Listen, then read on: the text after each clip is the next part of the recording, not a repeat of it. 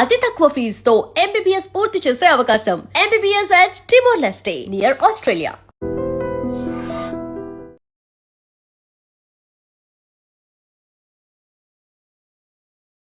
నమస్తే, welcome to I dream. నా పేరు వలి. నల్గొండలో కొండమల్లేపల్లిలో Nagarjuna grammar high school principal Rupa Reddy హత్య కేసు మిస్టరీ ఇప్పుడిప్పుడే వీడుతోంది.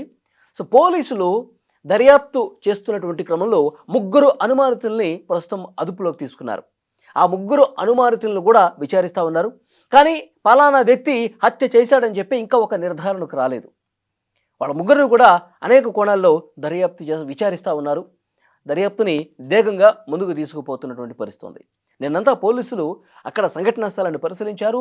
అక్కడ జేబీ కాలనీలో ఉన్నటువంటి సీసీ కెమెరాలన్నీ కూడా తనిఖీ చేస్తే అందులో ముగ్గురు అనుమానాస్పదంగా కనిపించారు. ఎందుకంటే సాయంత్రం 4 గంటల నుంచి రాత్రి 8 గంటల వరకు ఈ హత్య జరిగింది సాయంత్రం 5 తర్వాత. కాబట్టి 4 నుంచి 8 ఈ 4 గంటల పాటు అక్కడ అనుమానాస్పదంగా ఎవరెవరు తిరుగుతున్నారు, జేబీ కాలనీలో ఎవరు కొత్త వ్యక్తులు కనిపించారు, జేబీ కాలనీలో ఆ ఇంటి వైపుగా వచ్చినటువంటి వాళ్ళు ఎవరు, ఇవన్నీ కూడా క్షుణ్ణంగా పరిశీలిస్తే, ఎందుకంటే 1-2 సార్లు అట్లా నామమాత్రంగా చూస్తే కనిపించలా, కానీ చాలా పర్టికులర్గా ప్రతి సీసీ కెమెరాను పరిశీలించి చూస్తే ముగ్గురు వ్యక్తులు ఆ 4 గంటల సమయంలో కనిపించినట్టుగా పోలీసులు ఇన్ఫర్మేషన్లో కనిపిస్తోంది. అయితే ఒక సీసీ ఫుటేజ్లో చాలా స్పష్టంగా 5 గంటల సమయంలో రూపారెడ్డి ఇంటి వెనక వైపు కొంత నిర్మానుష్య ప్రదేశం ఉంది, ఖాళీ ప్రదేశం ఎక్కువ కనిపిస్తుంది, పెద్దగా ఇల్లేమి కనిపించట్లేదు, కొంచెం చెట్లు అదంతా కనిపిస్తోంది.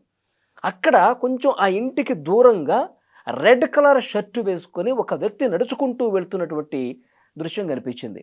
సో ప్రస్తుతం అతని మీద కూడా అనుమానం ఉంది పోలీసులకి. అతన్ని కూడా అదుపులోకి తీసుకున్నారు. అతన్ని కూడా అన్ని కోణాల్లో విచారిస్తున్నటువంటి పరిస్థితి ఉంది. ఎందుకంటే రూపారెడ్డి స్కూల్లో 5 గంటల సమయంలో అక్కడ తన కింద పనిచేసేటువంటి స్టాఫ్కి చెప్పి వచ్చారు, ఫ్రెండ్స్ వస్తూ ఉన్నారు కాబట్టి నేను కొంచెం ఎర్లీగా వెళ్ళాలని చెప్పి అక్కడ వాళ్ళకి చెప్పి మీరు చూసుకోండి అని చెప్పి ఇంటి నుంచి అక్కడ స్కూల్ నుంచి ఇంటికి వచ్చేసారు. ఇంటికి వచ్చేసరికి 5 గంటల 30 నిమిషాల మధ్యలో ఆమె ఇంటికి చేరుకున్నారు.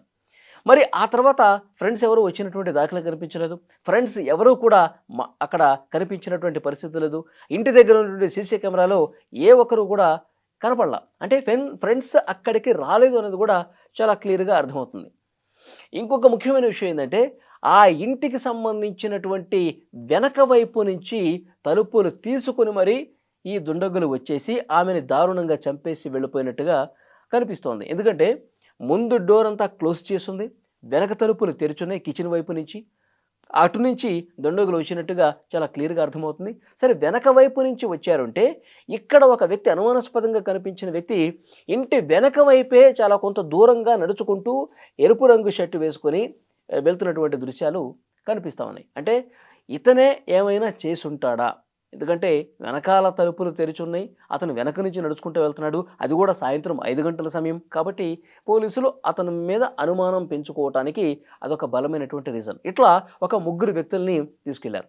కానీ రూపారెడ్డి హస్బెండ్ రాజేందర్ రెడ్డి మాత్రం ఇంకా పలానా వ్యక్తుల మీద నాకు డౌట్ ఉంది, అతనే చేస్తుంటాడని చెప్పి ఖచ్చితంగా చెప్పలేనటువంటి పరిస్థితి ఉంది.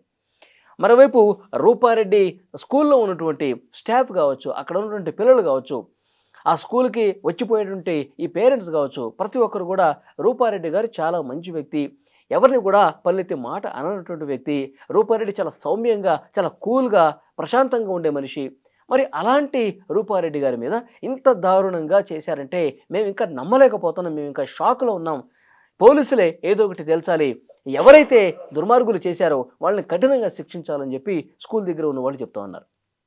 అసలు యాక్చువల్గా రాజేందర్ రెడ్డి తన భార్యని ఒంటరిగా కొండమల్లేపల్లికి పంపించడమే, హైదరాబాద్ నుంచి కొండమల్లేపల్లికి పంపించడమే ఇది జరగటానికి కారణమైంది. ఎందుకంటే కాపు కాసుకొని కూర్చుని ఉంటారు, అది నిజంగా దోపిడీ దొంగలా లేకపోతే ఎవరైనా కక్షతో చేశారన్నది పోలీసులు తెలుస్తారు. కానీ ఒంటరిగా ఉన్నప్పుడు అటాక్ చేద్దామని చెప్పి ప్లాన్ చేసుకున్నట్టుగా క్లియర్గా కనిపిస్తోంది. అదే రాజేందర్ రెడ్డి కూడా ఆ రోజు ఇద్దరు భార్యాభర్తలు ఇద్దరు కూడా కలిసి వచ్చేసి ఉంటే ఇది జరిగి ఉండేది కాదు. రూపారెడ్డి వచ్చినప్పుడు ఇంట్లో రాజేందర్ రెడ్డి ఉండి ఉంటే, తన భర్త ఇంట్లోనే ఉండి ఉంటే ఇది జరుగుండేది కాదు. రూపారెడ్డి ఒంటరిగా ఉంది కాబట్టే ఆమె మీద అత్యంత క్రూరంగా 27కు పైగా కత్తిపోట్లు పొడిచి పొడిచి చంపేసి ఈ ఈ దుర్మార్గం చేసినటువంటి పరిస్థితి ఉంది. కాబట్టి ఇప్పుడు అదే రాజేంద్ర కొంచెం బాధతో పోలీసుల దగ్గర చెప్తున్నట్టుగా తెలుస్తోంది. నేను కూడా వచ్చేసి ఉంటే ఇంత ఘోరం జరిగి ఉండేది కాదు అని చెప్పి ఆయన మాట్లాడుతూ ఉన్నాడు. ఇంకొక ముఖ్యమైనటువంటి విషయం ఇక్కడ, నిన్నటి వరకు పోలీసులు చెప్పింది, అంతకుముందు పోలీసుల విచారణ జరిగినప్పుడు కూడా డబ్బులు కానీ నగలు కానీ ఏమీ పోలేదు, చంపేసి వెళ్ళిపోయారు, అంటే కక్షతోనే చేశారు అని మనం విన్నాం. కానీ ఇప్పుడు పోలీసులు చెప్తోంది ₹1,00,000 వరకు డబ్బులు పోయినాయి. ఆమె ఫోన్ పోయిందనేది తెలుసు ముందే, కానీ ఫోన్తో పాటు ₹1,00,000 కూడా డబ్బులు మిస్ అయ్యాయని చెప్పి ఇప్పుడు ఫ్యామిలీ చెప్తోందంట. రాజేందర్ రెడ్డి చెప్తా ఉన్నాడు ₹1,00,000 కనపట్లేదని. అంటే ₹1,00,000 తీసేసుకుని ఆ ఫోన్ కూడా తీసేసుకుని ఆమెను దారుణంగా చంపేసి వెళ్ళిపోయారు. అంటే డబ్బులు ఫోన్ తీసుకున్నారంటే ఇది నిజంగా కేవలం దోపిడీ కోసమే వచ్చారా? ఏదోటి డబ్బులు బాగా దొరుకుతాయి, అవన్నీ తీసుకొని వెళ్ళిపోదాం, అడ్డొస్తే ఎవరో ఒకళ్ళని చంపేసి వెళ్ళిపోదాం, ఒకళ్ళే ఉంటే మనం ఈజీగా పని అయ్యిద్ది అన్న ఉద్దేశంతో దోచుకోవటం కోసమే వచ్చారా?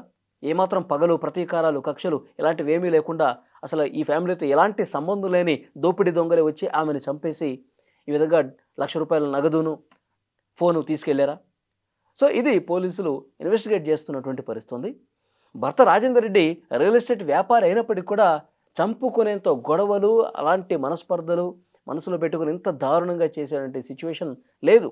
అలాంటి గొడవలు అంటే నన్ను అటాక్ చేస్తారు, నా మీద దాడి చేస్తారు, నన్ను కాపుగా చంపుతారు, అంతేగాని ఇంట్లో ఉన్నటువంటి ఒంటరిగా ఉన్నటువంటి రూపారెడ్డి మీదకి ఎందుకు వస్తారు? ఇది ఖచ్చితంగా దోపిడీ పనే అయి ఉంటుందని చెప్పి భర్త రాజేందర్ రెడ్డి ఇప్పుడు చెప్తున్నటువంటి సిచ్యువేషన్ ఉంది. సో ఏదైనప్పటికీ అనుమానాలు చాలా బలంగా ఉన్నాయి. సీసీ కెమెరాల్లో కనిపించింది అక్కడ ఇంటి వెనకాల అనుమానాస్పదంగా కొంతమంది వ్యక్తులు తిరిగారు. ఆ టైంలో వాళ్ళని విచారిస్తూ ఉన్నారు. ఇక్కడ డబ్బులు ఫోను పోయింది కాబట్టి దోపిడీ దొంగల పని అని చెప్తున్నారు. ఇంతవరకు కూడా పాత కక్షలతో చేసినట్టుగా ఎక్కడ కూడా నిర్ధారణ కాల. సో ఇవన్నీ అంచనా వేసుకొని నిజంగా కేవలం దొంగతనం కోసమే వచ్చి దాడి చేసి చంపారన్నది ప్రాథమికంగా కనిపిస్తున్నటువంటి అంశం. మరి పోలీసులు అతి కొద్ది గంటల్లోనే ఇంకా పూర్తిగా కేసుకు సంబంధించినటువంటి డీటెయిల్స్ బయటికి వెల్లడించే అవకాశం కనిపిస్తోంది. ఈ చిక్కుముడి అంతా, ఈ మిస్టరీ మొత్తం కూడా మరికొన్ని గంటల్లోనే తేలుస్తామని చెప్పి చాలా ధీమాగా పోలీసులు చెప్తున్నటువంటి సిచ్యువేషన్ ఉంది.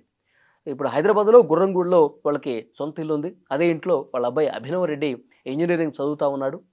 కాబట్టి ఇక్కడ హైదరాబాద్లోనే అంత్యక్రియలు చేసేందుకు ఆలోచన చేస్తున్నట్టుగా తెలుస్తుంది. ఎందుకంటే విదేశాల నుంచి రూపారెడ్డి సిస్టర్ రావాల్సినటువంటి పరిస్థితి.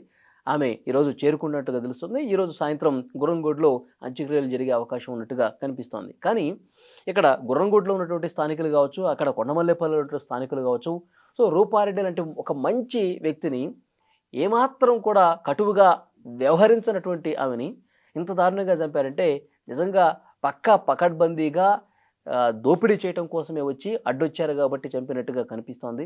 ఇంకా వేరే కారణం ఏమీ లేదని కూడా కొంతమంది స్థానికులు కూడా చెప్తున్నారు. సో ఏదేమైనా ఆధారాలు ముఖ్యం.